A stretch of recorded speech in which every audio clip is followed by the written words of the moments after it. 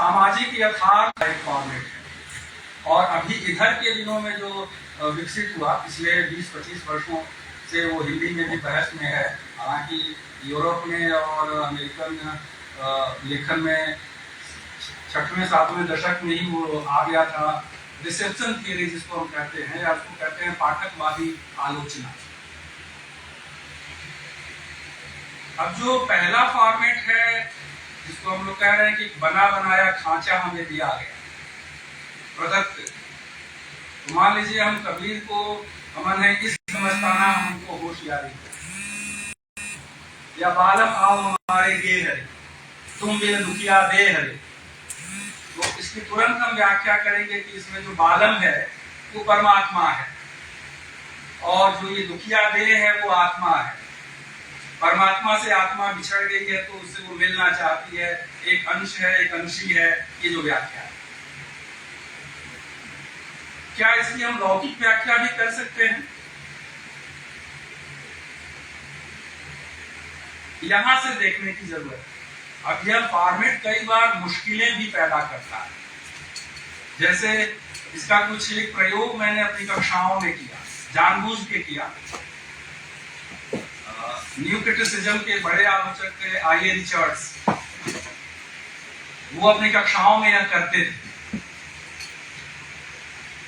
वर्धा विश्वविद्यालय में होते हुए वहाँ एमए के एंट्रेंस जो परीक्षा है उसके लिए कुछ पाठ शुरू करके व्याख्या के लिए दिए।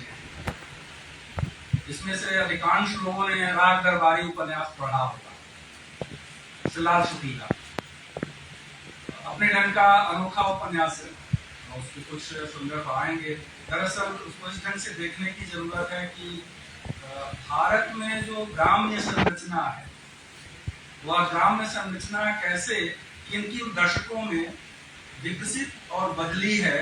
उसके कुछ टेक्स्ट, जैसे अगर गोदान का हम नाम लेते हैं, उसके ठीक बाद हम मैला आंचल का नाम लेते हैं, उसी तरह से उसके ठीक बाद अगर समझना होगा तो गांव में जब मैं कहा वो जनपदीयता भी उसमें शामिल है, तो आप राग दरबारी को रखते हैं। तो खैर, जो मैं कहना चाह रहा हूँ, राग दरबारी का एक अंश है, और जिन्होंने आपने पढ़ा है जिनमें, तो वो जिस व्यंग्य की भाषा में कहा ही गया है कि वह लोकतंत्र का प्रहसन है, तो अब उसमें एक अंश है जिसमें लाल शुक्ल हिंदी गानों के मुखड़ों का चुनाव करते हैं, और जो बेला है वह प्रेम पत्र लिखती है। वह प्रेम पत्र उन्हीं गानों के मुखड़ों से तैयार होता है, और वो जैसे आजकल तो हमारे हाथ में मोबाइल है, व्हाट्सएप है और चैट वगैरह के पता नहीं जितने साधन हैं, उस समय चिट्ठी या प्रेम पत्र जिसको हम कह रहे हैं वो भेजा कैसे जाए। तो वो ढेले में लपेट करके और छत पर फेंकती है, जिसके नाम का है उसको न मिल करके दूसरे को मिलता है।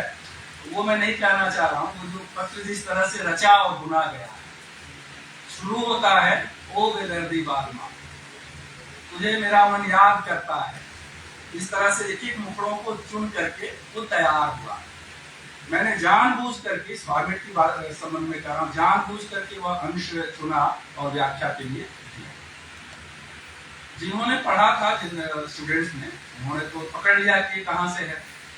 जिन्होंने नहीं पढ़ा था वह दरअसल इसी आध्यात्मिकता के, पारलौकिकता के ढांचे खांचे में उसको व्याख्यायित किया कि इसमें जो बेदर्दी बालमा है वो परमात्मा की प्रतीक है, और यह जो आत्मा है वो बिछड़ी हुई है, जो प्रेमिका है। मैं कहना यह चाह रहा हूँ कि असल में इसको तोड़ना चाहिए। ये जो प्रदत्त स्टीरियोटाइप है, फॉर्मेट है, इससे अगर आप मुक्त नहीं होते हैं तो पाठ के साथ नए ढंग से एंगेज नहीं हो सकते। और खास करके हम अध्यापकों और विद्यार्थियों के लिए तो और भी जरूरी है कि हर सत्र में एक चीज लेकर के जाते हैं जो हमने एमए में पढ़ा था, और वही दोहराते रहते हैं अध्यापक। तो उसको समझने और तोड़ने की जरूरत है। दूसरा जो उदाहरण मैंने लिया था BHU कुकुरमुत्ता, जो कविता है निराला की, लंबी कविता है, अधिकांश लोगों ने पढ़ी होगी वो कविता। तो उसमें जो अंश आता है कि चली गोली जैसे डिक्टेटर, पीछे कुत्ता फॉलोवर, इस तरह से वो अंश मैंने दिया और बैठ गया। मैंने कहा कि आप अपनी नोटबुक से एक पेज लीजिए और इसकी व्याख्या करके मुझे जमा कर दीजिए। फिर वही हुआ, उसमें से 2-4 लोगों ने जिन्होंने वो कविता पढ़ी थी उसकी ठीक ठीक व्याख्या की। वरना जिसको हम सामाजिक यथार्थवाद का भी एक पूरा ढांचा है, तो उसके आधार पर उन्होंने उन शब्दों को पकड़ा कि इसमें जो गोली है, जो डिक्टेटर है, तो एक तानाशाह के बारे में यह कहा गोली चल जाती है और उसके जो फॉलोअर हैं वो कुत्ते की तरह से हैं, जबकि गोली उसमें जो राजकुमारी है उसकी सहेली का नाम है।